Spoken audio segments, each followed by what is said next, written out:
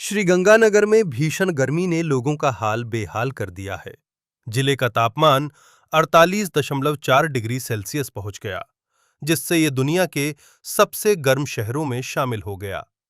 Heat wave और नौकपा के कारण दिन भर लू चलती रही और बाजारों में सन्नाटा पसरा रहा। ईंट भट्ठों पर तापमान 52 डिग्री के पार पहुंचने से मजदूरों की हालत खराब हो गई। प्लास्टिक की चप्पल पिघलने पर लोग लकड़ी की चप्पल पहनकर काम करने को मजबूर हैं। मौसम विभाग में 27 से 29 मई तक येलो अलर्ट जारी किया है, जबकि स्वास्थ्य विभाग ने भी गर्मी से बचाव के लिए विशेष इंतजाम किए हैं। सही कह रहे हो, पिछले साल पूरी दुनिया में हमारा जिला था वो सबसे गर्म जिला था। उसकी वजह भी थी, पिछले करीब 3 साल पहले पिछली सरकार में यहाँ पे नहरों के दोनों तरफ लाखों पेड़ लगे थे जो करीब 40 वर्ष पुराने थे, जो लाखों क्विंटल ऑक्सीजन देते थे। उसकी वजह से हमारी गर्मी भी कम थी। यहाँ के निकम्मे तंत्र की वजह से मिलीजुली करके और उन पेड़ों की हत्या कर दी गई।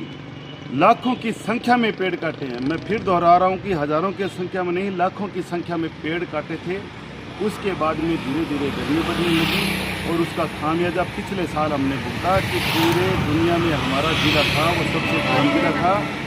और अब वर्तमान में भी गर्मी जिस प्रकार से बढ़ रही है, ऐसा लग रहा है कि फिर ये रिकॉर्ड टूटेगा। हरित क्रांति के नाम से यहाँ पे सिर्फ खिलवाड़ होता है। लाखों की संख्या में प्रशासन पेड़ लगाने का नाटक करती है और जिन पेड़ों को लाखों की संख्या में लगाने की बातें करती है, 2 या 4 महीने में बाद जाके उन पेड़ों का अगर अवलोकन करें तो वहाँ पे आपको 200-300 पेड़ भी दिखाई नहीं देंगे। यही और यहाँ के जो लोग हैं उनकी हरित क्रांति के प्रति जो उत्सुकता है वो बिल्कुल नादार्द हो चुकी है। नादार्द होने का प्रमुख कारण ही यहाँ की सरकारें और यहाँ का जो खराब तंत्र है वो है, क्योंकि सब लोगों ने जो हरे पेड़ काटे जा रहे थे उनका डटकर विरोध किया था, लेकिन सरकार और प्रशासन है उन पेड़ों को रोकने में नाकाम ये रही और वो पूरे के पूरे पेड़ यहाँ पे नहरों से काट दिए गए। और वर्तमान में जितने भी यहाँ पे भट्टे चल रहे हैं उन भट्टों पे सरकार को ये सुनिश्चित करना चाहिए कि जहाँ भी भट्टे हैं वहाँ पे कम से कम 100 पेड़ों की संख्या वहाँ पर होनी चाहिए। अगर 100 पेड़ नहीं है तो उन भट्टों को बंद कर देना चाहिए।